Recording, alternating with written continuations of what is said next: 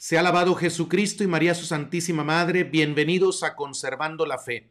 El día de hoy vamos a estar hablando de un tema muy interesante y aparte un tema muy actual. Es el tema del ecologismo y concretamente vamos a plantearnos la pregunta de si este ecologismo que se está promoviendo, difundiendo a nivel mundial es compatible con el cristianismo. Pareciera que sí de pronto porque se trata de hablar del cuidado de la tierra, el cuidado de las especies, el cuidado de las plantas, de los animales, del hombre mismo, y pues pareciera que no tiene nada que ver en oposición al cristianismo. Pero vamos a analizar este tema a fondo y para eso he invitado a Horacio Justo, un joven argentino, es muy joven, pero ha investigado sobre este tema, incluso ha escrito él un libro que ahora les voy a presentar en pantalla, el libro negro del ecologismo. Está escrito por Horacio Justo en colaboración también con Ignacio Vossler. En este caso tengo como invitado solo a Horacio para este programa, pero ellos han investigado sobre este tema, sobre lo que hay detrás del ecologismo y bueno, ya desde el título del libro se nos dice que algo no va bien detrás de todo este movimiento y me parece muy importante que todos sepamos de qué se trata este tema, cuál es la agenda que hay detrás y cuál es la postura católica respecto al cuidado de la creación. Así es que les invito a que se queden con nosotros, creo que el programa va a estar bastante interesante y todo esto nos ayuda a conservar la fe, porque cuando hablamos de las ideologías que están de moda, nos da oportunidad para recordar lo que nosotros creemos y a la fe a la que debemos aferrarnos siempre. Antes de recibir a nuestro invitado en la pantalla, les quiero recordar y pedir su ayuda para que este apostolado pueda llegar a más personas. Ahí abajo está la forma más importante como ustedes me pueden ayudar. Les tomo un momentito, pero para mí es una gran ayuda. Si no se han suscrito a este canal, por favor denle clic al botón que dice suscríbete o suscribirse.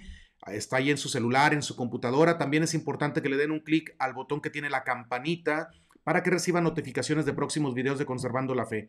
Además, es importante darle un like al video, al icono que tiene el dedo gordo hacia arriba, porque así ustedes le dicen a YouTube que el contenido de este canal les interesa. Y por último, pero no menos importante, ayudan mucho si comparten este mensaje. Para eso está el botoncito que tiene la flechita curveada.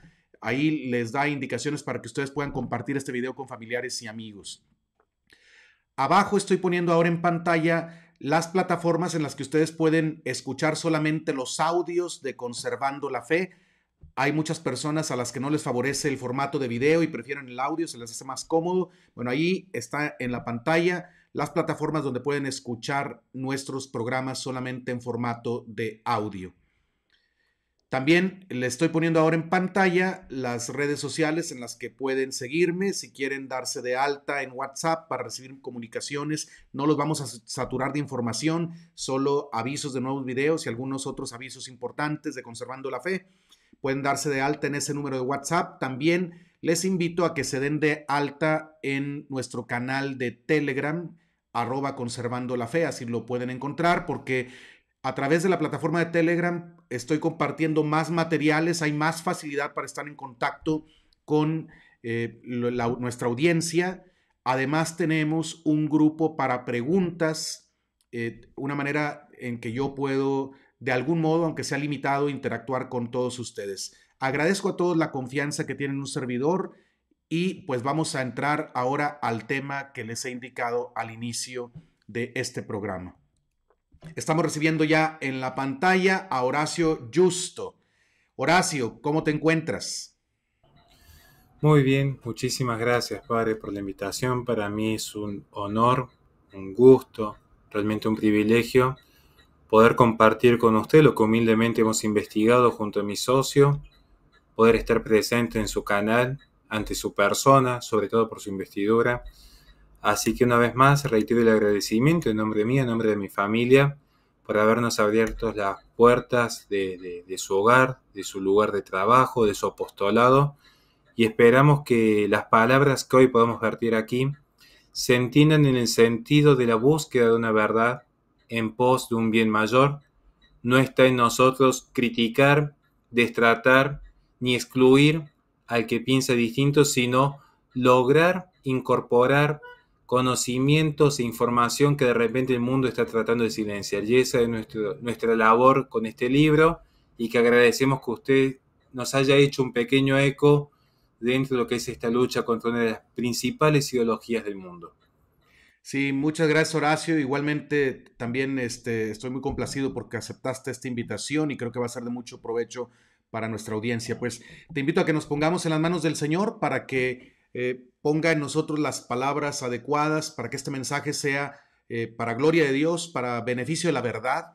Y también vamos a pedir que el Espíritu Santo ilumine a todas las personas que nos ven o que nos escuchan y que puedan ellos comprender lo que Dios quiere decirles a través de nosotros que somos pobres instrumentos.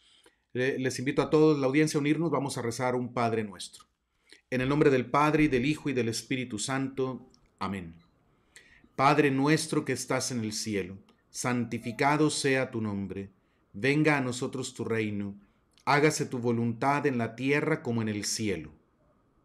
El pan nuestro de cada día, danos hoy. Perdona nuestras deudas, como nosotros perdonamos a nuestros deudores. No nos dejes caer en la tentación, mas líbranos del mal. Amén. Amén. San José, ruega por nosotros. Nosotros. Santa María, ruega por nosotros. Nosotros. En el nombre del Padre, y del Hijo, y del Espíritu Santo. Amén. Muy bien, pues estamos listos ahora sí para entrar en nuestro tema. Antes quisiera pedirte, Horacio, que nos digas algo, algunos datos generales sobre ti, sobre quién eres, dónde vives, de dónde eres, mencionaste ahorita tu familia, qué has estudiado, algo para que los que no te conocen, que tienes un canal, que al rato vamos a hablar de ese canal, pero dinos algo sobre tu persona, por favor.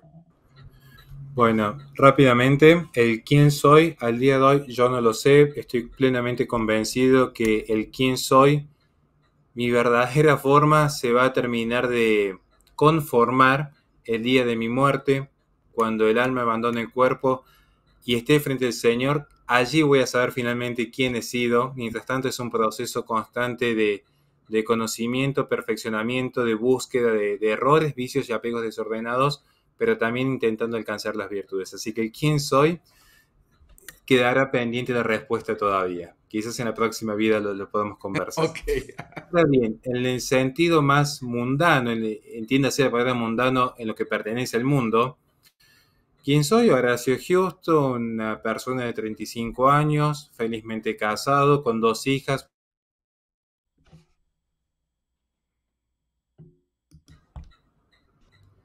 Además de tener esta familia que Dios quiere que podamos seguir ampliando, sea la voluntad de Dios. Soy docente en la carrera de licenciatura en Filosofía, diplomado en Filosofía por la Universidad del Norte de Santo Tomás de Aquino. Soy director de un medio periodístico independiente, escritor. Este es mi segundo libro. Mi primer libro fue El conservadurismo en 10 reflexiones.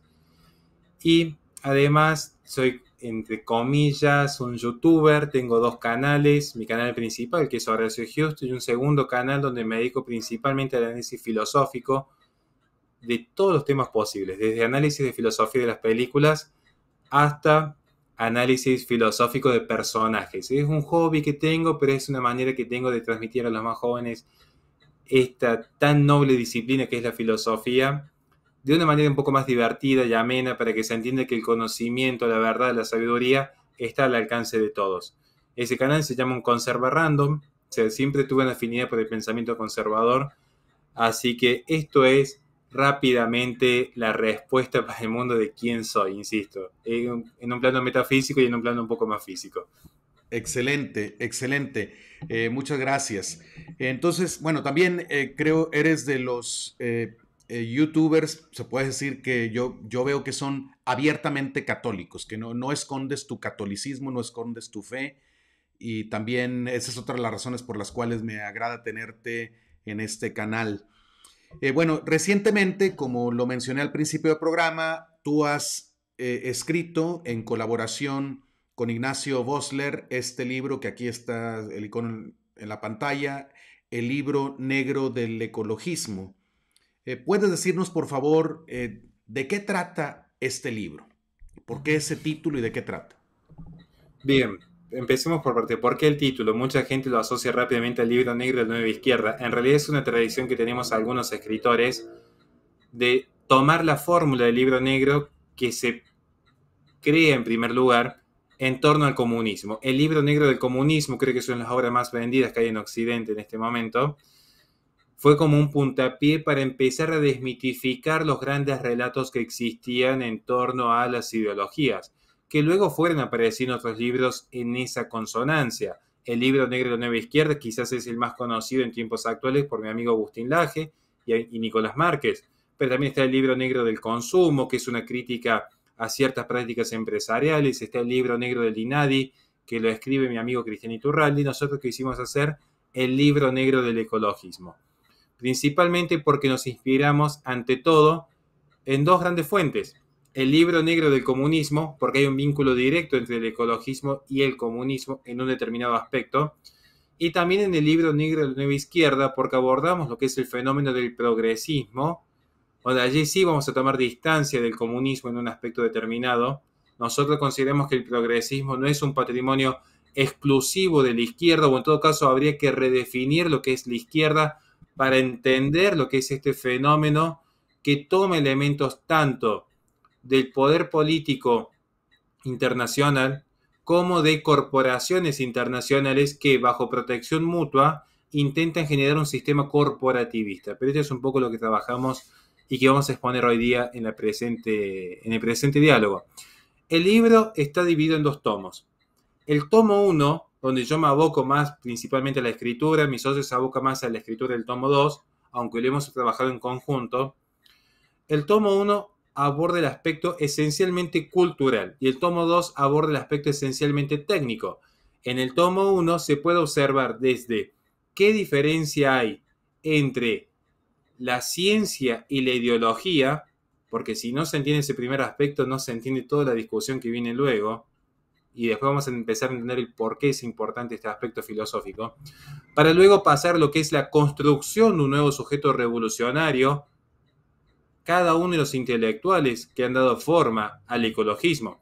Herbert Marcuse, el intelectual más importante del Mayo francés; André Gorz, el padre del ecosocialismo en Francia que luego se exporta al mundo; Michael Lowy, uno de los principales exponentes del ecologismo desde una posición sociológica en América Latina. Hemos trabajado también en torno a Petra Kelly, fundadora del ecofeminismo; William Vogt, Garrett Hardin, Paul Ehrlich, pero que estos son ya temas que lo pueden encontrar en la obra. También abordamos incluso en el tomo 1 lo que es la ecoteología, donde ayer yo le dedico un capítulo entero, porque si hoy el ecologismo ha proliferado como proliferó, no fue solo por un ardid de ciertas corporaciones amalgamadas al poder político, sino porque se ha sacralizado la ecología. Porque a través de la sacralización de la ecología es que una persona de manera libre y voluntaria está dispuesta a sacrificar su vida, su libertad y su propiedad. Y en ese sentido, lo digo yo como católico, uno, por nuestro Señor Jesucristo, está dispuesto a entregar la vida. La gran distinción donde nosotros no somos relativistas es que no consideramos que todas las religiones sean iguales, no consideramos que todas las culturas sean iguales, y no consideramos que todos los dioses sean iguales, porque Dios hay uno solo. Lo que sucede es que en este mundo se ha quitado al Dios verdadero en un proceso de relativización que inicia con la posmodernidad, pero que los vicios se hallaban ya en el modernismo, y tenemos que remontarnos a las revoluciones de la modernidad, para que luego se termine hoy inculcando en la sociedad un retorno al panteísmo.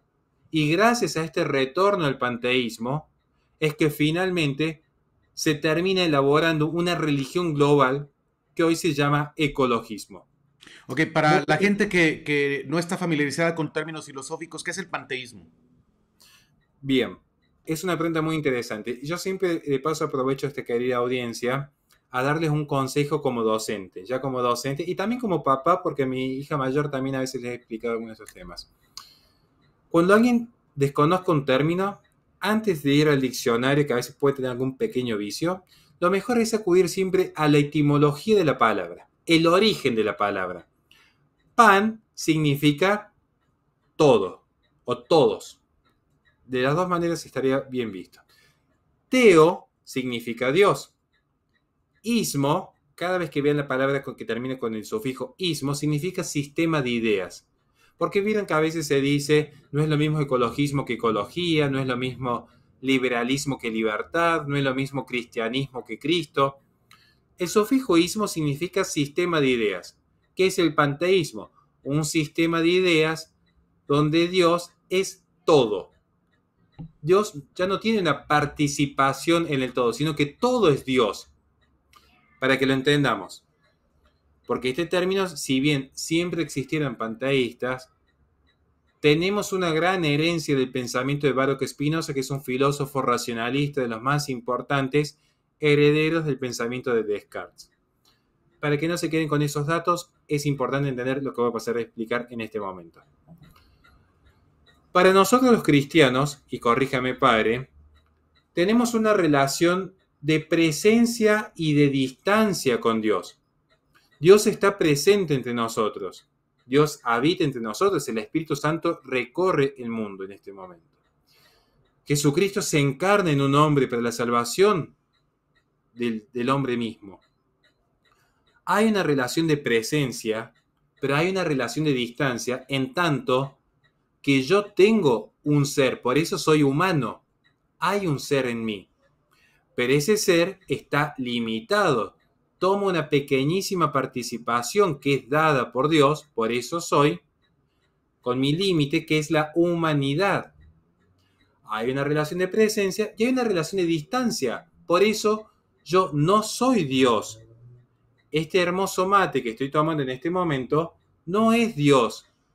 La mascota que tiene mi madre no es Dios. Para el panteísmo es muy distinta la relación. Porque cuando se rompen las reglas del realismo filosófico, ya no hay una relación de presencia y de distancia con los tres pilares de la filosofía. ¿Cuáles son los tres pilares de la filosofía? Dios, el hombre y el mundo. Cuando se rompe la relación de presencia y distancia, hay solamente dos opciones lógicas. O hay pura presencia, como ese sistema monista que los ecologistas toman este tesis, para que la gente lo entienda rápidamente, es, por ejemplo, el sistema evolucionista.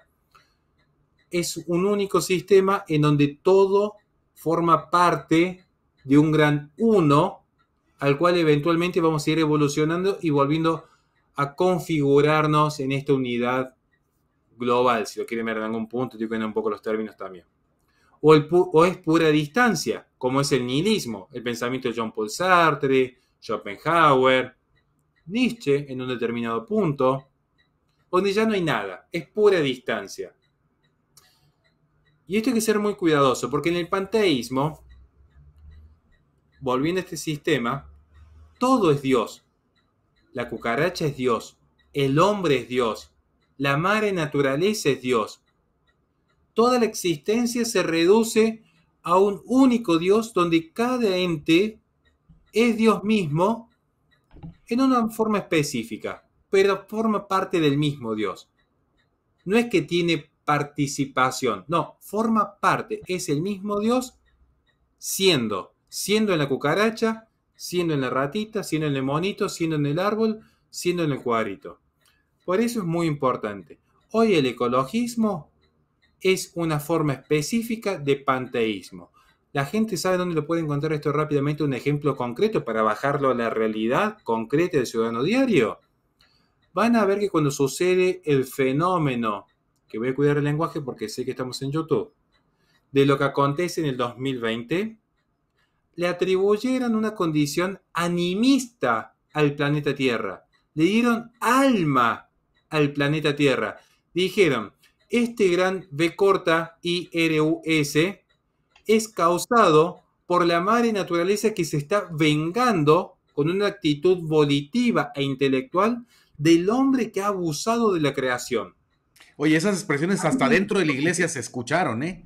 Ese tipo de expresiones, ¿no? Que es la madre tierra que se revela o que grita. Constantemente estoy siendo muy cuidadoso si lo digo como católico, que uno se somete a la autoridad y a la jerarquía y entiende también el valor de la tradición, el magisterio y la Sagrada Escritura, pero es cierto que hay una parte específica de la curia que hoy de repente parece estar más preocupada por cantar con los pajaritos, plantar arbolitos, que por salvar almas del infierno. Y esto lo podemos hablar con muchos seminaristas, donde hoy hay una mayor proyección de la Agenda 2030, que es una agenda netamente política e ideológica en los seminarios, que por abordar temas trascendentales como es la condena de un alma, algo que a todos por un acto de caridad, de amor hacia Dios y de amor al hombre en relación a Dios, tiene que procurar evitar en cada ser humano, primero en uno y luego en los hermanos. Por eso insisto que es una agenda muy compleja, porque claramente que se presenta de una manera tal, y lo digo siendo docente de retórica, es decir, de lo que es el discurso filosófico, con las herramientas que uno tiene, ciertamente pareciera que si uno se opone al ecologismo estaría a favor de quemar un bosque, patear un cachorrito o contaminar un río por mera diversión y placer.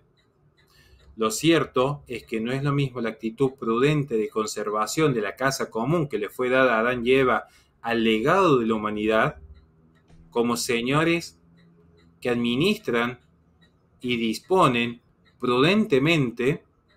No es lo mismo esa actitud que endiosar la naturaleza, que reemplazar a nuestro Señor Jesucristo en el altar por la Pachamama, la Gaia o la Madre Naturaleza. Insisto, son temas súper complejos, así que le agradezco la pregunta, padre. Sí, y bueno, también otra pregunta que a lo mejor ya mencionaste algo de la respuesta, pero quería preguntártelo. ¿Es lo mismo ecología que ecologismo? Acá viene quizás el aspecto que con nuestro socio nos ha parecido más relevante de nuestro libro, particularmente el tomo 1. Porque muchos, quizás en una corrección política o quizás, y lo digo humildemente por falta de formación, suelen hacer una distinción, suelen decir, la ecología está bien como ciencia, como estudio, como formación, como cuidado, y el ecologismo está mal porque es una bandera del progresismo. Nosotros decimos, no, no hay diferencia. Y alguien va a pensar, ¿cómo no va a haber diferencia? De hecho, esto es muy importante. Pensemos rápidamente. ¿Podría una mujer, un ser humano encarnado, un alma encarnada en un cuerpo femenino, un alma, engendrar un árbol o un animal? Alguien diría rápidamente, es un contradictorio. No se puede dar lo que no se tiene. Entonces la naturaleza humana no puede dar algo que no sea de naturaleza humana. Este es el principio, uno de los principios básicos de las relaciones de causalidad. Ahora bien, ¿qué sucede con la ecología? Y por eso hice esta introducción. El creador del concepto de ecología es Ernst Haeckel, un zoólogo alemán, heredero del pensamiento darwinista, que por cierto, y esto fue una de las tesis que yo presenté en la carrera. Si uno toma el libro El origen de las especies o El origen del hombre, no son teorías científicas. Uno que ha estudiado epistemología lo sabe. No pasan el filtro de teoría científica, porque no son reductibles a un pensamiento formal y porque no mantienen una cadena lógica de concatenación de los hechos formulados. Hay saltos incomprobables. No es una teoría empírica, no es una teoría sujeta a prueba y error y a falsación. No es teoría científica. Bueno, Sin embargo, se trata como es casi un dogma de fe en el ámbito científico. Exactamente. Y ese es el punto. Nosotros combatimos el dogmatismo del cientificismo. Por eso en el primer capítulo distinguimos ciencia de ideología. Y el cientificismo es una ideología, porque hay una abstracción de la realidad y una reducción del objeto. Explicar ideología quizá me llevaría una hora, pero bueno, esto también te explico en mi primer libro. Acá el punto es, Ernst Haeckel hereda el pensamiento de Darwin. Él es fundador de la Liga Monista, fundador de la Sociedad de Higiene Racial, y él considera, el creador del concepto de ecología, que el progreso humano, y acá viene el concepto clave, progreso, está siempre vinculado a esta noción del progresismo por detrás, esta idea del progreso indefinido y la liberación absoluta. El progreso indefinido del hombre y su liberación absoluta solo iba a ser posible en tanto y en cuanto se relegase y se excluyese la religión de la sociedad occidental. Porque es lo que evitaba la religión occidental, me refiero al cristianismo, si lo queremos hablar en términos más concretos, el gran salto evolutivo del hombre. El hombre es tomado para la ecología, el creador del concepto de ecología, como una especie más como cualquier otro animal vertebrado y mamífero. Y esto tiene consecuencias morales. Pensemos para un cristiano promedio. Voy a dar mi humilde caso. Yo muchas veces, cuando salgo de misa, domingo a mediodía, después que tengo mi hora de ayuno posterior a la comunión, me preparo un muy buen asado. ¿Es pecado comer una vaca? Uno diría rápidamente no. Pero si yo extinguiese una especie, si yo de manera libre y voluntaria extingo una especie que le fue dado por Dios al hombre, allí sí habría un pecado.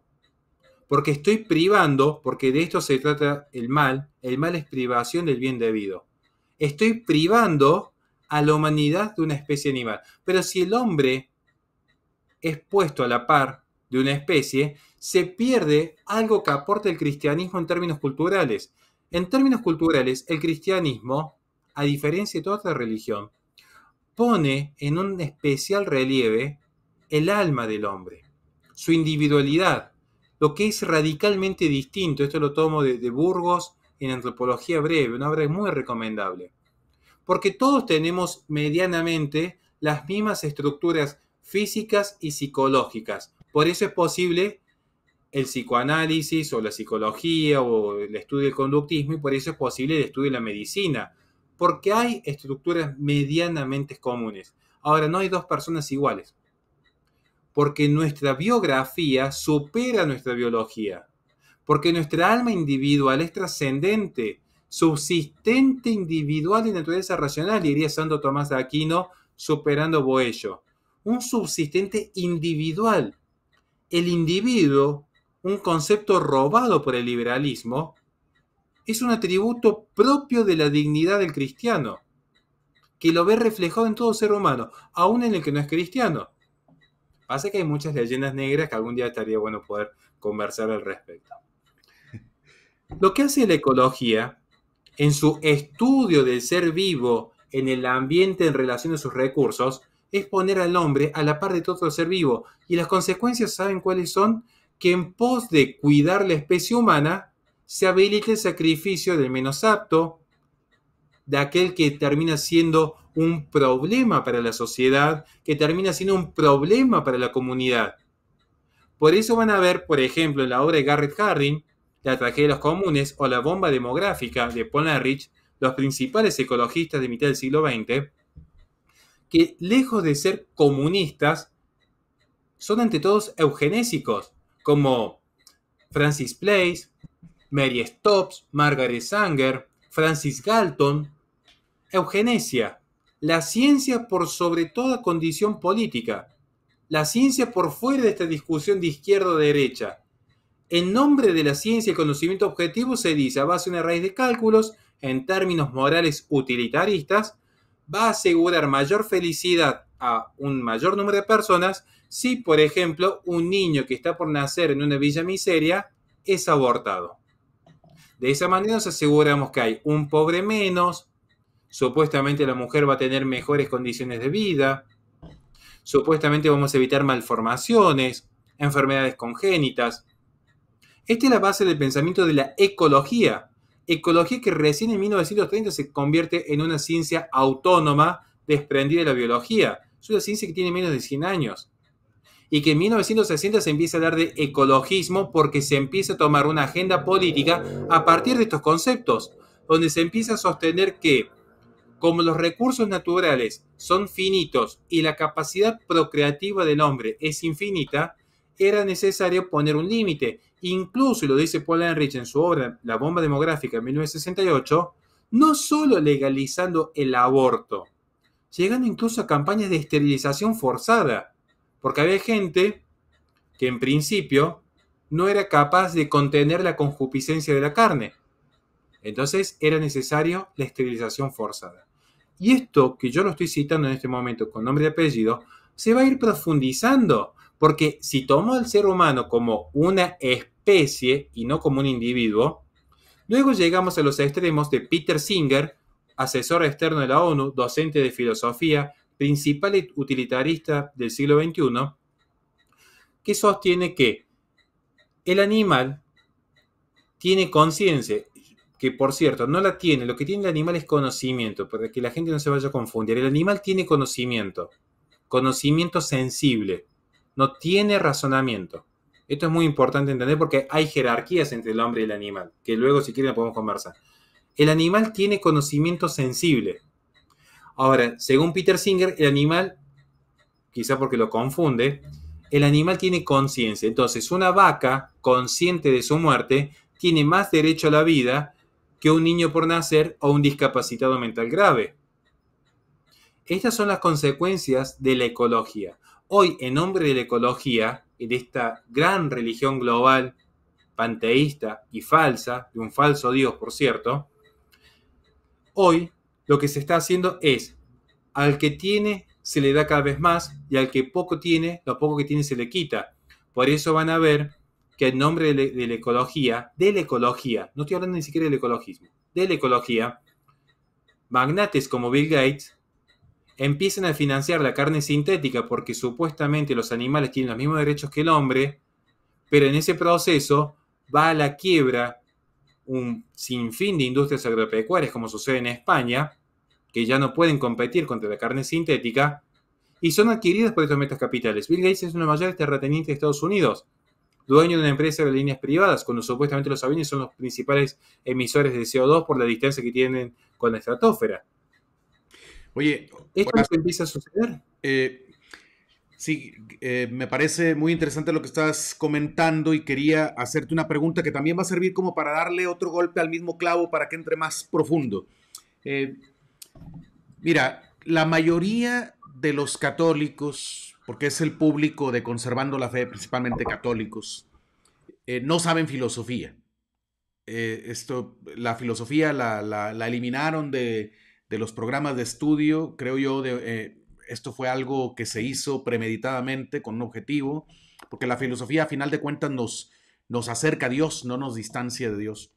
Pero bueno, la mayoría de la gente no sabe filosofía, por lo tanto tiene más dificultad para hacer análisis crítico de las cosas, y yo creo que muchos católicos lo ven de manera superficial y dicen, bueno, yo no le veo problema que mi gobierno, mis legisladores estén pasando leyes para proteger las especies, yo no le veo problema a que los artistas, la gente famosa, los políticos estén hablando de que hay que cuidar el planeta, yo soy católico, Dios hizo todas las cosas, yo no veo ningún problema en cuidar la creación.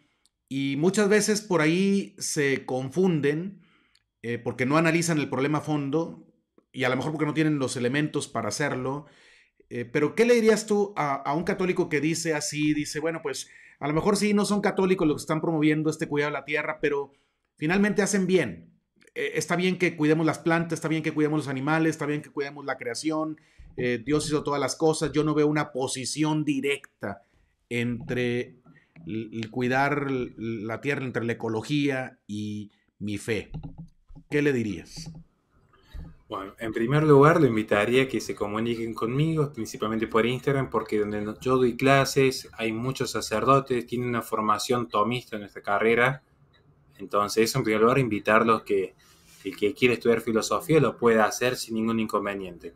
En segundo lugar, yo les diría que ellos ya están haciendo filosofía. En el momento que uno dice Dios me ha creado, ya está tomando una posición filosófica muy profunda, extremadamente profunda.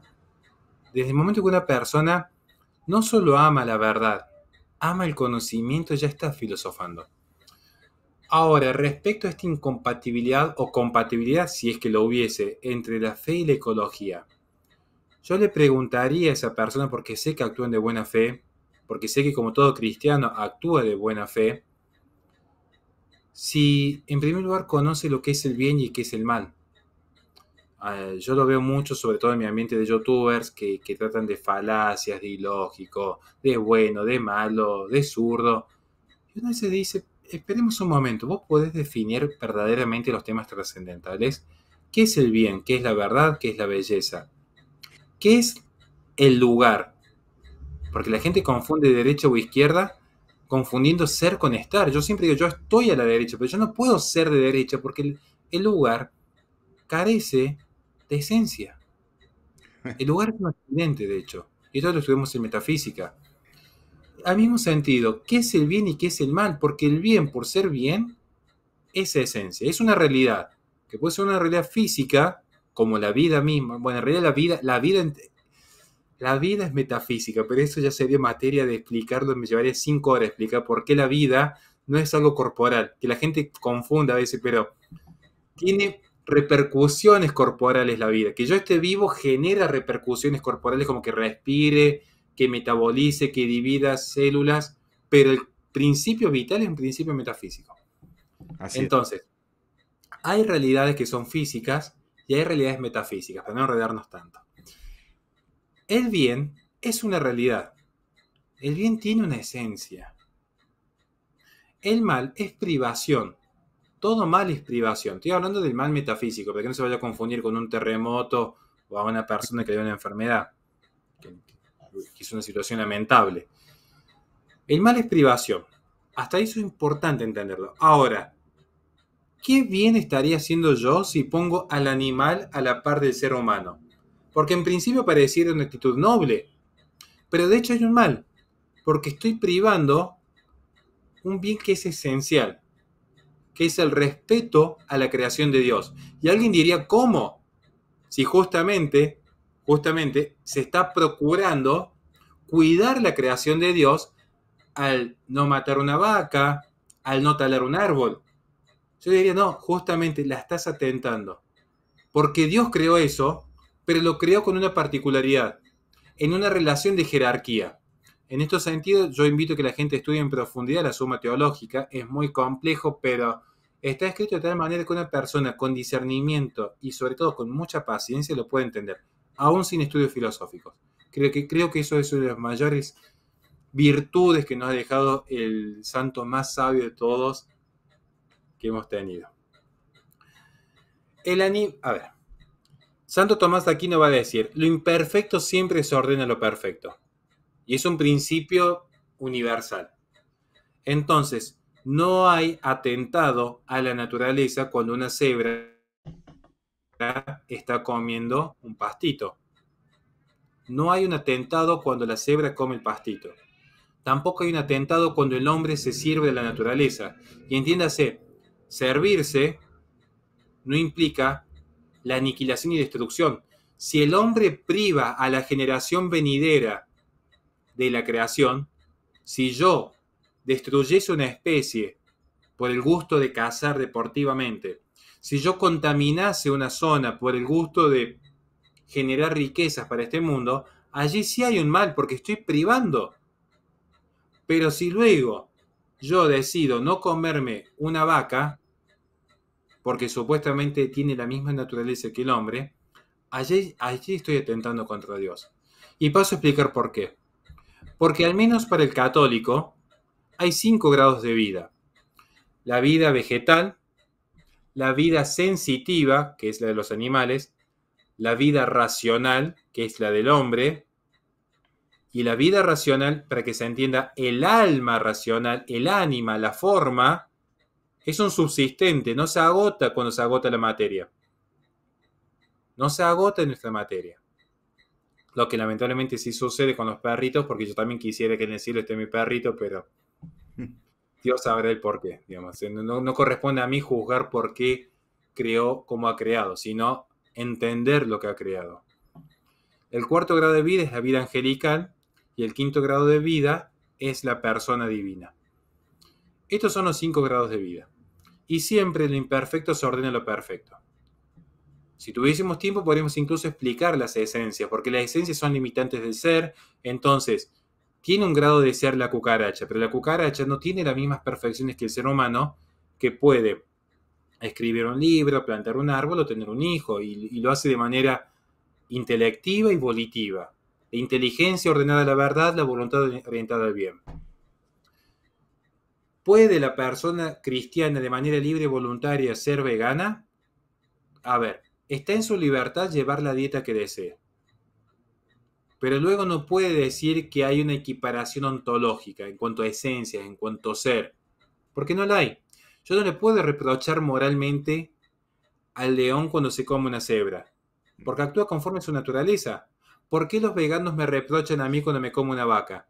Porque indirectamente están reconociendo que no somos iguales que los animales, que nosotros tenemos una naturaleza moral. Eso demuestra que hay jerarquías. Ahora, yo a las jerarquías, como las hay en una comunidad frente al sacerdote, acá allende que alguna feminista se va a ofender, como las hay en una familia con el cabeza de familia, como la hay en un establecimiento educativo con el director, las jerarquías tienen una razón de ser. ¿Se pueden desconocer? Sí, es parte de la libertad humana desconocer las jerarquías, es parte de la libertad humana pecar. Pero de allí, ¿qué fruto genera? Bueno, me remito al mundo como está hoy, donde de repente el hombre ya no se ennoblece montando un caballo, sino que el caballo se monta al hombre, y por eso tenemos una sociedad cada vez más violenta, una sociedad completamente desarraigada de los valores fundamentales, una sociedad completamente confundida, donde el sentimiento, porque aquí viene la trampa, moviliza las pasiones. Cuando se habla del sensocentrismo, se dice el animal tiene derecho a la vida porque siente dolor. ¿Saben cuál es la consecuencia directa? Si una persona no siente dolor, entonces No tiene no derecho a... tiene ningún derecho. El embrión, la persona en coma, el anciano en la eutanasia, la persona con el consumo de sustancias, porque el consumo de sustancias, no estoy usando la palabra que empiece con D, justamente mitiga los dolores existenciales de uno. Lo digo yo que nunca he sido un santo y tengo un pasado por detrás, hasta que uno finalmente encuentra la verdad, cree que con cierta sustancia uno va a poder tapar la realidad que le toca vivir. Y no es así. O sea, la realidad está, la realidad es anterior al hombre, es el principio básico. El tema es, ¿uno la enfrenta como un caballero o se esconde? Ahora, si el concepto es sensocentrista, lo que hay por detrás también es un reduccionismo a la materia. Quiere decir que si el ente material, como el animal, siente dolor, lo pongo en una jerarquía.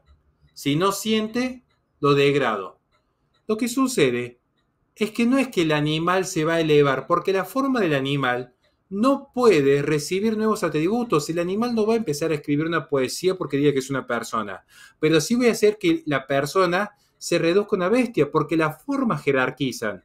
Entonces, la forma humana, cuando es virtuosa, entiéndase la forma como la naturaleza, cuando uno añade vida, añade una segunda naturaleza en términos aristotélicos con la virtud, se eleva como los santos. Ahora, cuando uno tiene un comportamiento lascivo o iracundo, se degrada como una bestia. Y esto es lo que sucede, que finalmente la sociedad no se da cuenta que la están conduciendo como oveja al matadero. No es que han liberado las ovejas. Quédense tranquilos que los metas capitales, y cierro con este ejemplo concreto, mientras mucha gente cree que el ecologismo es bueno, los que financian la agenda ecologista es una empresa como Coca-Cola, la empresa más contaminante del mundo, que financia las conferencias de parte, como fue la COP27, donde se juntan los líderes de la ONU con todos los ambientalistas, a ver cómo pueden implementar los derechos sexuales y reproductivos en el África. ¿O ustedes creen que en la COP27 van a condenar, por ejemplo, el accionar esclavista que tiene China? ¿O van a condenar de repente lo que es el proceso de minería a cielo abierto para la fabricación de celulares en los iPhone, a base de mano de obra esclava, por ejemplo, como sucede en la República Democrática del Congo? Datos que están citados en nuestro libro, por cierto. Porque esta es la verdad, aunque yo sé que por ahí es un poco chocante, como lo decimos, pero a veces es necesario. Muy interesante. Aunque ya has mencionado cosas sobre la pregunta que te quiero hacer también, creo que vale la pena que nos puedas decir como de un modo sintético, ¿cuál es la idea de ser humano que está detrás de esta agenda ecologista? Bien, es muy buena la pregunta, porque la hemos quizás abordado, pero las grandes discusiones ideológicas son siempre en el fondo una discusión antropológica. Si bien se van a vincular conceptos metafísicos, y a mi entender, antes que la antropología está la metafísica, pero esto, bueno, sería discusión para 2 días, digamos, con otros docentes. Yo estoy de acuerdo Pero con... hay, para mí, en primer lugar, una discusión metafísica, digamos, ¿no? Porque la gran pregunta para que la gente lo entienda, en la filosofía, cuando se estudian las causas primeras y últimas, es porque son las últimas en ser conocidas, pero que son primeras antes de lo que uno realmente conoce. Cuando yo me pregunto por el ser, es una pregunta que es anterior a todo ser, pero es porque en la última palabra de la ciencia está la primera palabra de la filosofía. Con filósofos serios como Santo Tomás de Aquino, no con... Sí, sí, sí. Pero la pregunta respecto al hombre es muy compleja. Y yo le voy a decir, padre, que aquí el ecologismo tiene dos posiciones. No hay en ese sentido una visión central de cómo debe ser o cómo es el hombre o cómo debería ser el hombre o cómo entiende el hombre. ¿Por qué están divididos? Para que la gente lo pueda entender. Les voy a dar un caso que muchos deben conocer. Bill Gates por un lado, Greta Thunberg, algunos le llaman Greta Thunberg, pero no se pronuncia así, por cierto. Greta Thunberg en otro lado. Bill Gates tiene una visión en algún punto incluso similar a la de Elon Musk, aunque hay una diferencia porque uno es socialdemócrata y el otro es más libertario. Una visión antropocéntrica tecnocrática. Básicamente implica que el hombre es el centro y se debe acelerar el proceso del capital para llegar a tal punto donde no haga falta el contacto con la naturaleza para la subsistencia, porque la tecnología así permite atomizar al individuo por fuera del mundo. Pensemos como si fuese un experimento del metaverso donde yo no necesito tomarme un avión para visitar la Torre de París, ni subirme al auto para estar con mi madre, ni ir en moto a misa, sino que desde mi metaverso me pongo los anteojos de realidad virtual, puedo asistir a misa, puedo estar paseando por las Torres de París o conversando con mi madre. De esa manera evito el contacto con el mundo. Y yo no poseo nada porque como un sistema digital, en el mundo digital, no hay una posesión física como este hermoso mate que me han regalado. En el mundo digital, lo que hay son licencias, una suerte de alquiler vacuo. No hay una posesión tangible. Entonces no vas a poseer nada y vas a ser feliz. El gran objetivo del Foro Económico Mundial. Ahora, esta es una visión, la visión 1, para que la gente lo entienda: acelerar el capitalismo para las mejores condiciones de vida del hombre que le impidan el contacto con la naturaleza, o que ya no necesite contactar con la naturaleza. La segunda posición es una posición naturalista, donde tomando elementos del pensador de Rousseau, uno de los pensadores de hecho revolucionarios, un pensador que puede ser leído en clave comunista o en clave liberal, y si a mí me preguntan de liberalismo al comunismo, no creo que hay tanta diferencia, pero muchos intelectuales están dispuestos a dar esta discusión. Rousseau va a proponer esta noción, el retorno al estado de naturaleza. Si bien Rousseau no lo expone explícitamente, porque de hecho él considera que no hay moral por fuera de la sociedad, no es que el hombre es bueno antes de ingresar a la sociedad, simplemente es la sociedad la que va determinando qué es bueno, qué es malo. Es un poco lo que llega a sostener Foucault, de hecho, que por ahí Foucault era crítico del modernismo, pero toma muchos elementos de la modernidad. Que es un retorno al estado de naturaleza, que es lo que van a proponer. No es acelerar el capital, es desacelerarlo y retroceder.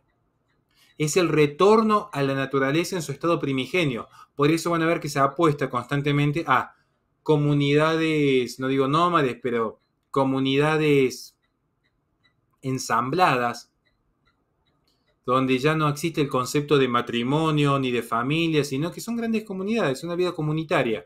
No en el sentido conservador, sino en el sentido, para que la gente lo entienda, hippie. Quizás es la forma más simple de entender. El hippie pacifista de los 70, que promovía los desarmes nucleares, en una falta de realismo político impresionante, que promovían el sexo libre, que promovían la maternidad será deseada o no será, para que la gente lo pueda entender en términos más simples.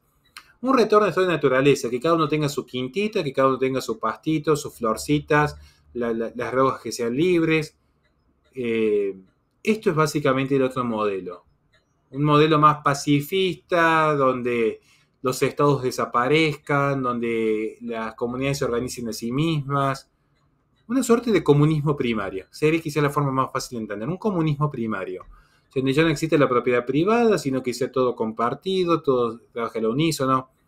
Yo creo que ambos proyectos como utopías que son, y tengo un documental en mi canal Un Conserva Random donde explico los errores de utopías y tomo 7 casos concretos. De hecho, hay un caso vinculado a esta noción naturalista donde, bueno, les aviso desde ya los que ven el video. Hay 2 casos que son cómicos, pero hay 5 casos que son tragedias. Hay 5 casos que son tragedias. Y es lo que sucede con las utopías. Así que para su pregunta, bueno, resumiendo, hay 2 grandes posturas. El antropocentrismo tecnocrático y el naturalismo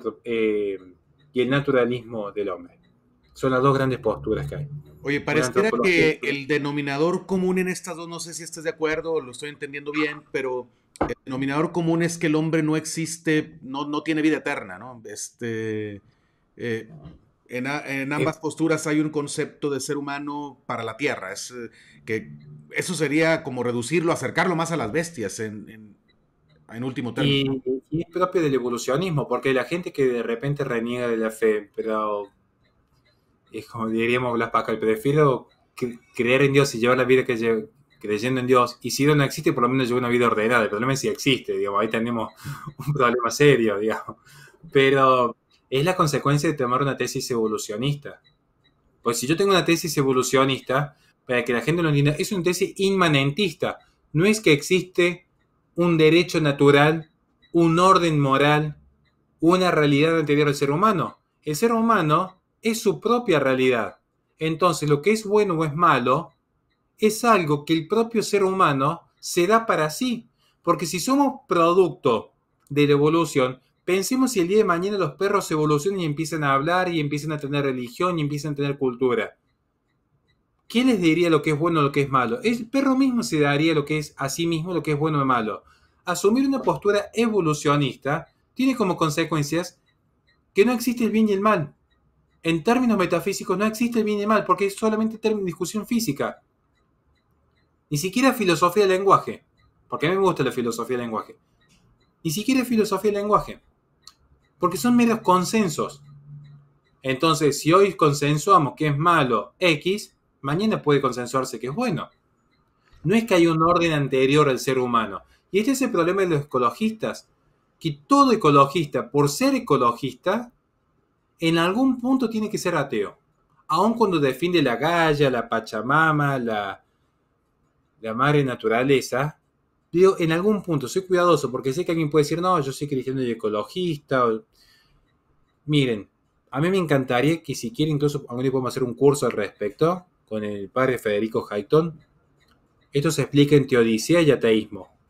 Aún gente que dice creer en Dios, en algún punto terminan dando una apertura al ateísmo. Es lo que sucedió con Descartes. Descartes era un creyente, pero flamante creyente. Descartes era creyente. En el capítulo 4, en el discurso del método, habla de la existencia de Dios desde un punto de vista racional, pero la teoría es endeble y eso lleva al ateísmo. Por eso los herederos del racionalismo de Descartes terminan siendo ateos. Por los frutos se conoce el árbol. Por los frutos se conoce el árbol. Por eso yo, todo ecologista necesariamente tiene que asumir una posición evolucionista.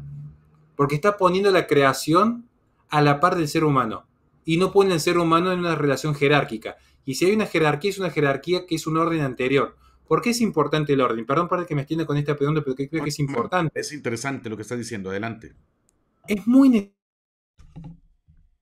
necesario entender el orden.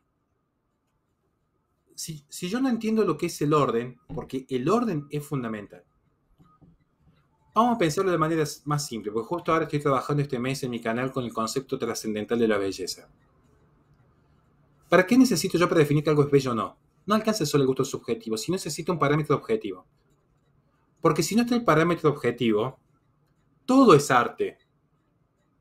¿Qué pasa si todo es arte? Es arte el bellísimo cuadro que tiene usted detrás, como también sería arte, de repente, una banana pegada con cinta de scotch en la pared, como se ha visto en los museos postmodernos. Si todo es arte, nada es arte. Nada es arte.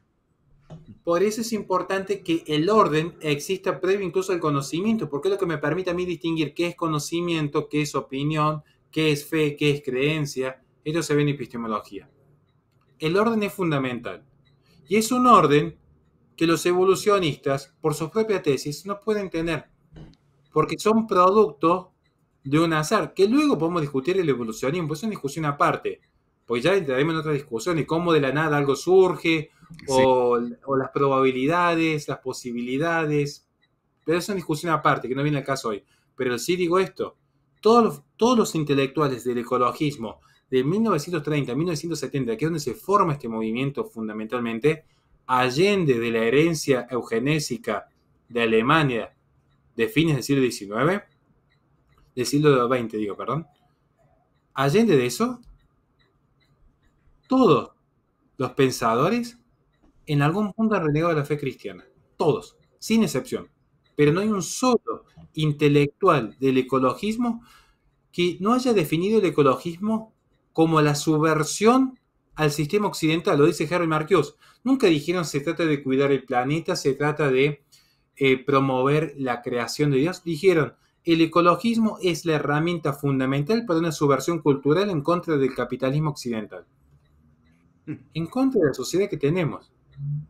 Y me remito a lo que se ve hoy, que los ecologistas no van y atacan las fincas de Bill Gates, atacan iglesias, museos, universidades, todo lo que tenga historia, porque en la historia está nuestra identidad. Como dije al comienzo, no somos solo biología, también somos biografía.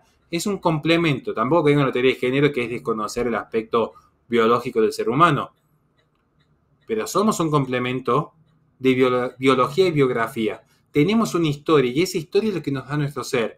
Ahora, ¿qué sucede cuando a un árbol se le talan las raíces? Ya no puede dar frutos. Por algo las tasas de natalidad están decayendo estrepitosamente en Occidente.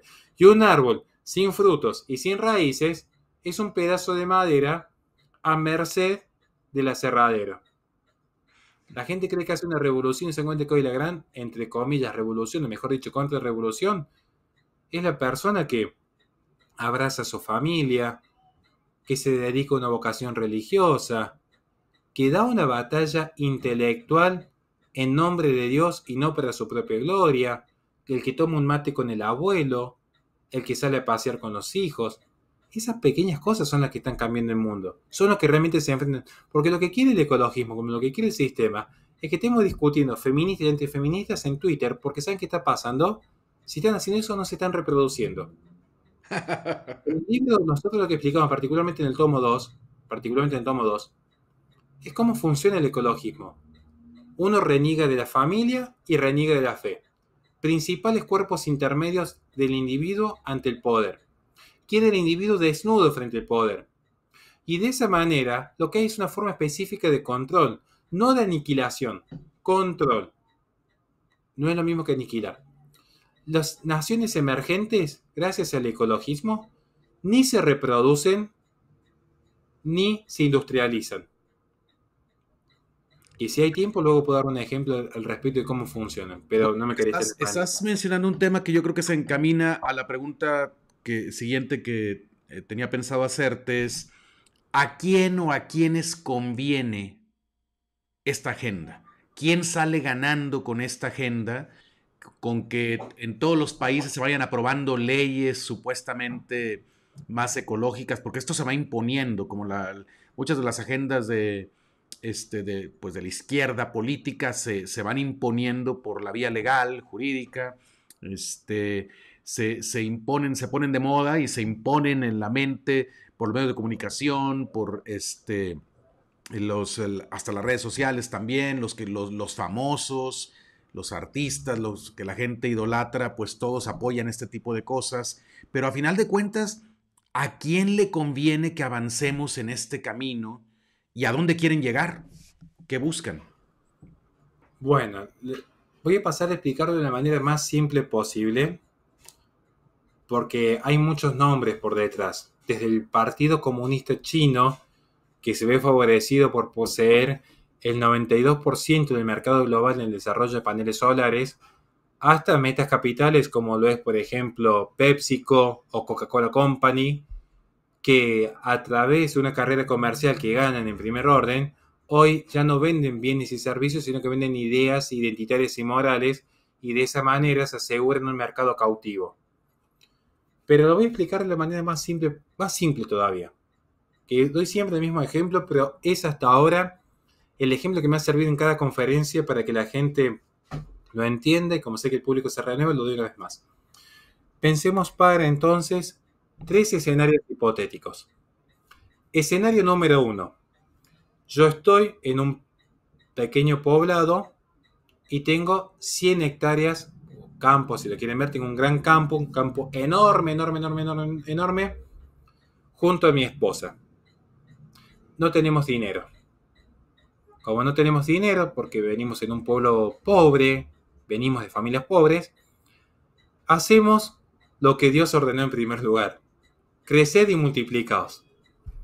Entonces, yo empiezo a trabajar el campo de a poco para poder subsistir apenas, y el día de mañana mi hijo mayor, como buen hombre, no como estos hombres deconstruidos, sino como un hombre de bien, trabaja en el campo conmigo. Entonces ya somos 2. Ya de repente la carga se hizo un poco más liviana. Luego viene nuestro segundo hijo, que bueno, como ya es varón también, nuestro segundo hijo mayor, se va a encargar de ayudarnos a cuidar los animales. Va a venir nuestra tercera hija, que ya ella se va a encargar de tareas más simples, entonces va a ayudar un poco a la mamá en las tareas domésticas, y a su vez va a cuidar las gallinitas. Ya tenemos nuestra propia huerta, ya tenemos como un pequeño descanso económico, porque nos está yendo bien. Ya son 4 manos trabajando un campo, más nuestra querida esposa que se encarga de las labores en el hogar. Viene la quinta hija, y ella ya de repente pudo terminar el secundario, porque ya no tenía que trabajar en el campo. Ella pudo estudiar, consiguió trabajo en un kiosco. Ya tenemos un ingreso extra, además de los propios alimentos que producimos en nuestro campo. Y eso permite que tengamos un sexto hijo. El sexto hijo ya fue a la universidad. Como somos todos cristianos, no hubo ninguno que fuese resentido con el menor, sino al contrario, todos querían que el menor tuviese lo mejor. Ya tenemos un médico en la familia. Y así fue creciendo. Esto que parece una novela es la historia, le aviso gente, de cómo se fundó Argentina, cómo se fundó México, cómo se fundó Perú. Familias que venían a trabajar el campo y que de a poco iban creciendo, de generación en generación. Es la historia de nuestros países. El segundo plano, padre, segundo plano hipotético. Mi esposa y yo tenemos el campo, pero estamos deconstruidos, porque creemos que tener hijos es una imposición patriarcal, Una es un mandamiento. irresponsabilidad, dicen algunos. Vamos a generar huellas de carbono. Lo vemos como algo muy negativo, como algo muy malo. No tenemos hijos, pero a diferencia del plano 1 tenemos muchísimo dinero. Entonces podemos contratar a gente que trabaja el campo mientras nosotros viajamos por el mundo, hacemos inversiones. Podemos contratar a vecinos de otros pueblos para que uno maneje el tractor, para que otro cuide los animales, y empieza a generar rendimiento el campo. No necesitamos hijos, sino necesitamos empleados. Este es el plano 2. Hay muchas naciones que están hoy sobreviviendo a pesar de una baja tasa de natalidad, porque tienen de repente, por ejemplo, un dólar que no se devalúa en su nación, sino que se devalúa en el mundo entero. Por eso es lo mismo la devaluación en Argentina, que le padecemos horriblemente, a la devaluación del dólar, que siempre se devalúa como toda moneda, pero que es absorbida por la economía chilena, la economía peruana, la economía brasileña, cambia.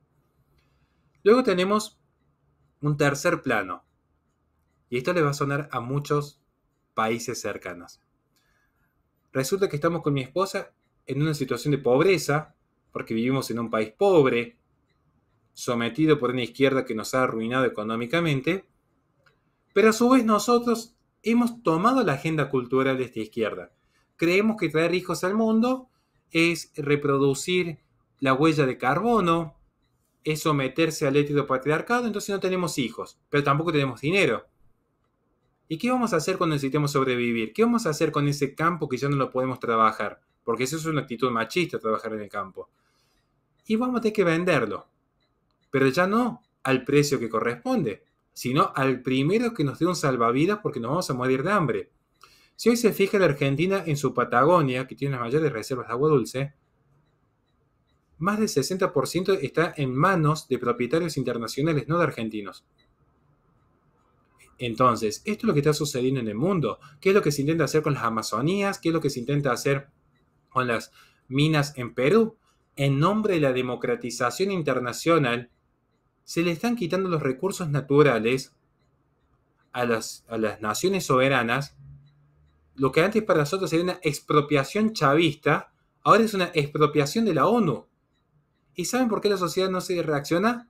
Porque piensan que todo esto es en nombre de la ecología, en nombre de cuidar el planeta, en nombre de hacer un bien. Son expropiaciones, como está sucediendo en Holanda a partir de la intervención de la Unión Europea. Son expropiaciones lisas y llanas. ¿Y esto es a quienes se benefician? A los sistemas corporativistas, a capitales privados que en alianza con el poder público, porque acá digo que no hay santos ni en los empresarios ni en los políticos. Quizás haya algunos, me estoy generalizando, digo. Y estos son los grandes beneficiarios. Es un sistema corporativista que vendiendo una idea han logrado mantener cautiva a la sociedad. Espero haberme dado a entender en el ejemplo, padre. Sí, creo que estuvieron excelentes esos ejemplos y sí, nos ayuda a entender. Entonces, a final de cuentas, todos vamos a terminar siendo los esclavos de los poderosos de este mundo, ¿verdad? Vamos a trabajar para ellos, lo que quisieran hacer a final de cuentas. Muy interesante. Ahora, también de la siguiente pregunta, has mencionado ya algunos aspectos, pero quisiera que lo hagas ahora también de un modo sintético. ¿Cuál sería eh, la visión católica respecto al tema del cuidado del planeta? ¿Cuál sería el orden correcto, el pensamiento correcto respecto de lo que el hombre tiene que hacer con el planeta, con la creación en general, con el universo? Es una pregunta que parece compleja y es muy simple, que es ser siempre prudente. La prudencia es la directriz de toda virtud. Toda virtud, por ser virtud, siempre oscila entre los extremos. Pensemos en un soldado. El soldado valiente no es un soldado cobarde que se queda escondido en trincheras. Tampoco es un temerario que rompe filas. La prudencia. La prudencia nos enseña cómo disponer de nuestros recursos. Si yo despilfarrase, tendría un serio problema como administrador de mi hogar.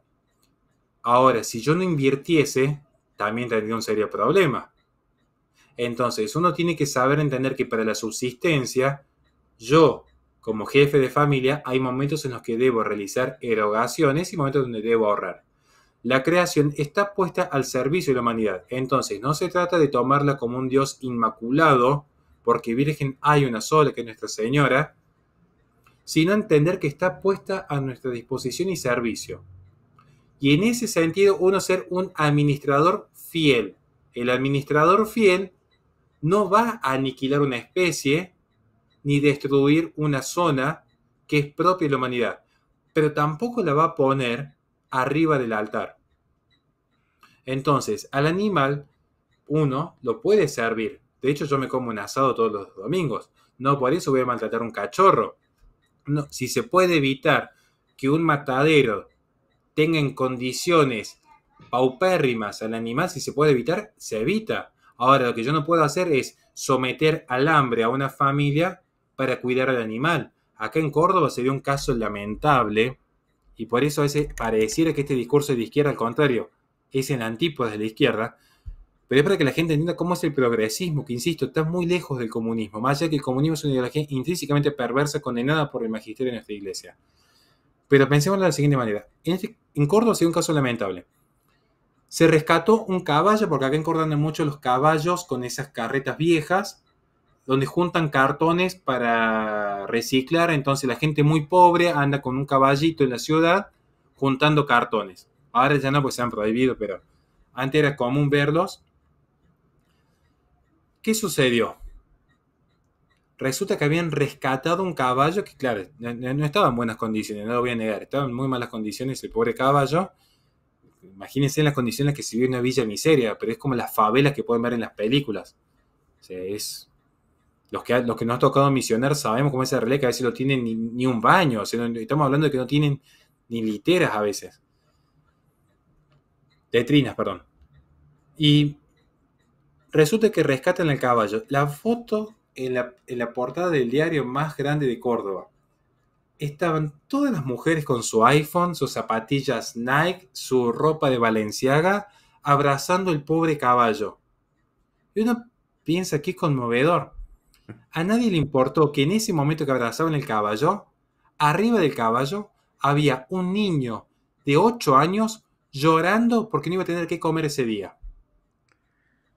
Y ahí es donde nos dimos cuenta de dónde se han invertido la escala de valores. Yo no digo que esté bien congraciarse con el sufrimiento animal, porque incluso sería un síntoma de psicopatía, pero si ya te conmueve más el animal que el niño inocente, que en su tierna infancia tenía que estar recibiendo la primera comunión y no llorando porque no puede juntar cartones para comer, ya ahí hay un problema en la sociedad. Y un problema serio. No digo que la batalla esté perdida, por eso estamos aquí, pero es muy, es muy grande revertir estos efectos del ecologismo. Es muy difícil lograr revertir lo que ya se ha sembrado. Porque se da esto, la gente se conmueve más por la vaca que por la familia que va a morir de hambre. Si la gente no se conmueve por el niño, pasa desapercibido. Y es lo más sagrado que hay. Porque el que quiere llegar al cielo tiene que ser como los niños. Entonces, el mal, cuando actúa, actúa siempre sobre los niños. Por eso se está cosificando, no solamente con el ecologismo, porque acá podemos hablar incluso de transhumanismo, de feminismo. Las infancias están siendo destruidas y mientras tanto se están endiosando los animales. Creo que este es el gran desafío que tenemos por delante, padre. ¿Qué puede hacer? Ya no estamos acercando a la conclusión del programa, aunque hay muchos temas pendientes que luego me gustaría invitarte en otros programas futuros si me concedes el tiempo, pero ¿qué puede hacer un ciudadano normal, un católico normal para combatir esta agenda? ¿Qué podemos hacer? Los que no tenemos el poder, los que no somos el presidente de la República, el diputado, el más rico del país, ¿qué podemos hacer? A ver, vamos por partes. ¿Qué se puede hacer? Es difícil, quizás uno a veces se siente como atrapado en la vorágine y combatir como Don Quijote frente a semejantes dragones pareciera un gran desafío. De hecho, yo soy partidario de las microrevoluciones, incluso usar tácticas que usó la izquierda como esta suerte de guerrillas. Y como no tengo la respuesta, porque hay cosas que yo simplemente no las sé, sí puedo compartir mi testimonio. Formar familias, crear comunidades de fe, no temer volver a las catacumbas, no temer volver a las catacumbas, eso es un hecho. De hecho, si uno es católico, está llamado a volver a las catacumbas en algún punto. Abrazar la tradición, el magisterio de la iglesia, las sagradas escrituras. Cuidar el consumo, y no me refiero solamente a los productos, porque yo soy muy cuidadoso con eso de eco-friendly, porque sé la gran estafa que hay por detrás, sino cuidar el consumo de información, saber cuándo ser escéptico y cuidadoso, porque a veces se habla de cambio climático y hay muchos mitos al respecto, que esto es lo que explicamos en nuestro libro. El cambio climático existe, pero se discute si es antropogénico o no. Es una discusión. Y aun si fuese antropogénico, la solución no es exterminar seres humanos, eso es claro. Pero en primer lugar yo diría volver a la fe y la familia. Esa sería la gran microrevolución. Cuidando el consumo, obviamente, el consumo de celular en los chicos está completamente prohibido para mí, cero pantallas. Hay detalles menores como la formación, tomar cursos privados, usar los canales de YouTube que sirven, que son buenos, porque esto es como la comida, hay comida chatarra y comida muy buena, si uno sabe qué comer. Pero en primer lugar yo cierro con esto, padre. La fe y la familia, creo que son los principales escudos intermedios. Excelente, excelente, muy bien. Y la familia pues significa estar abierto a los hijos, ¿verdad? Abierto a la vida, con todo el sacrificio que puede representar. También es una bendición para los padres tener hijos, ¿verdad? A los que Dios les concede este regalo. Eh, y bueno, pues sí, quedan temas pendientes, Horacio, de los que me gustaría que luego habláramos en programas posteriores. Háblanos, antes de terminar el programa, háblanos por favor de tu próxima gira en México. Mi próxima gira está programada en este momento, estoy revisando aquí las ciudades. Del 17 al 28 de febrero en Ciudad de México, Nezahual, Naucalpan, Puebla, Querétaro, Ensenada, San Luis Potosí y Guadalajara. Del 17 al 28 de febrero estoy revisando aquí el mensaje que me ha enviado la persona que me asiste en México. Todavía no tengo definido qué día en cada fecha. Eso yo lo voy a estar publicando entre hoy y mañana cuando me lo termine de confirmar, porque ya estamos a la brevedad.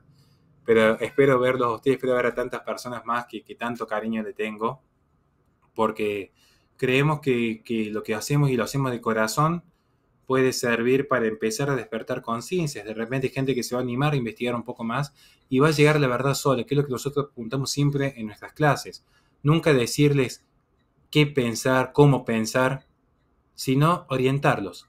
Creemos mucho en el libre albedrío de la persona, en las facultades intelectivas y volitivas de la persona, y sabemos que el cristiano de bien va a entender esta relación sana con el medio ambiente que dista enormemente de lo que promueve el ambientalismo y que lamentablemente a veces parece ser que hay una parte de la iglesia que quizás se ha ayornado demasiado en el mundo en una búsqueda genuina, de una pastoral genuina, pero que finalmente gran parte se puede caer en un pequeño error teológico y filosófico con consecuencias drásticas en términos políticos.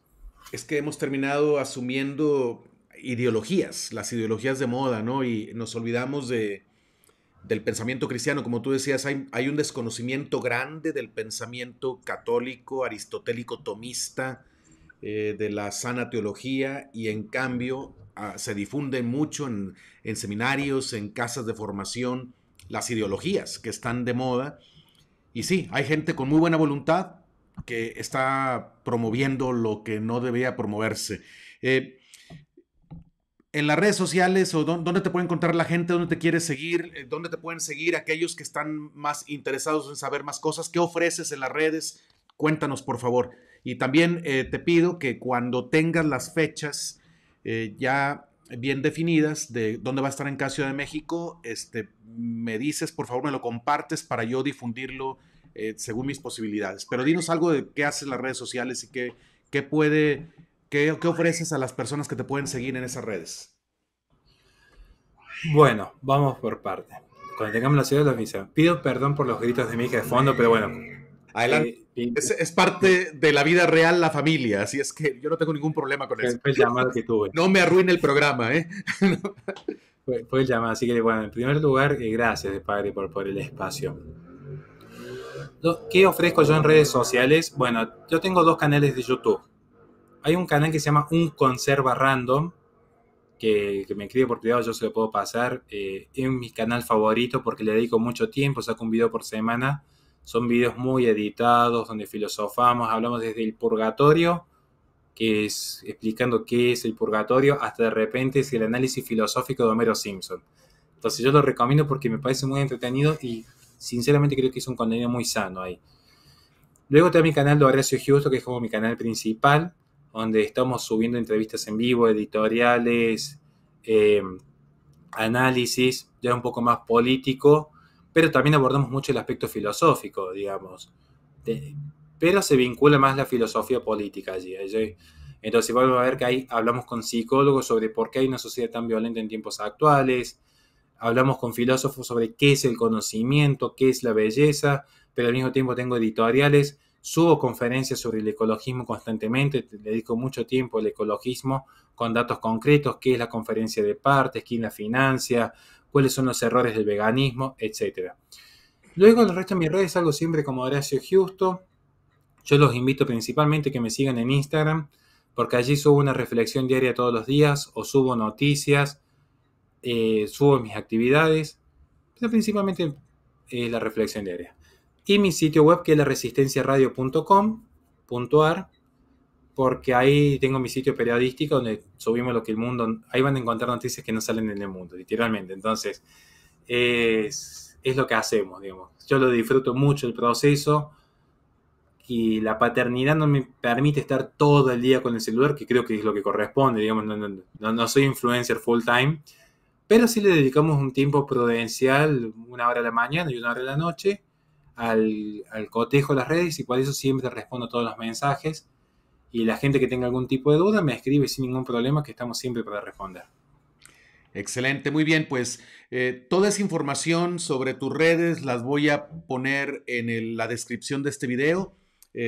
Aquí abajo de este video pueden encontrar las redes sociales de Horacio para que puedan seguirlo. A todos los que les interesan estos temas que me parece son también muy necesarios, muy actuales.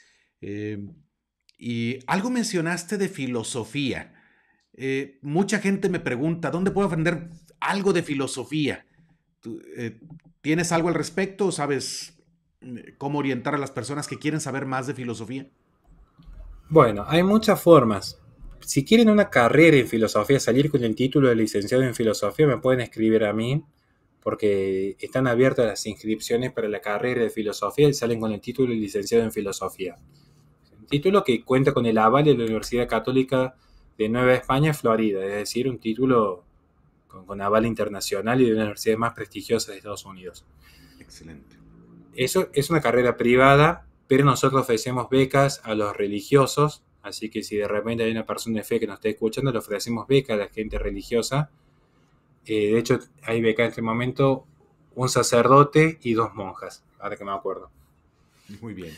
Pero por otro lado, si alguien quiere de manera privada empezar con sus lecturas primeras, un orden, me pueden escribir a mí, porque nosotros les vamos pasando con otro profesor un esquema de lectura. Es decir, bueno, a ver, Aristóteles es muy complejo, quizás en un inicio, pero ahí de repente decir, bueno, mira, puedes ver estas 2 conferencias en YouTube sobre Aristóteles, después leer estas obras, después pasar a San Agustín Confesiones, ir respondiendo estas preguntas, empezar de a poco con Santo Tomás de Aquino, por ejemplo, los 10 mandamientos comentados de Santo Tomás de Aquino, creo que es la obra más simple de leer, pero ya tiene ahí un condimento filosófico fuerte, no digo entrar a la suma teológica, y luego decir, bueno, mira, podés leer a Foucault, pero entendé que Foucault es posmoderno, es esto. Podés leer a Lacan, pero ten en cuenta que Lacan, si bien no era lo que hoy podemos decir progresista, sí habilita el progresismo en gran medida. Entonces, con estas salvedades, uno lo puede ir orientando. De hecho, en mi sitio web tengo artículos de filosofía, pero muchísimos, que estoy subiendo de manera constante, que son de lectura corta, donde quizás alguien no quiere estudiar la historia y la filosofía, sino quiere, por ejemplo, entender la filosofía de la selfie, la gente que se saca selfie. Bueno, ¿cuál es el pensamiento filosófico por detrás? ¿Qué simboliza una selfie? ¿Qué mensaje hay? Entonces, todo esto también lo pueden ir viendo en mi sitio web, pero insisto, me pueden escribir sin ningún problema, que estamos para servir. Muy bien.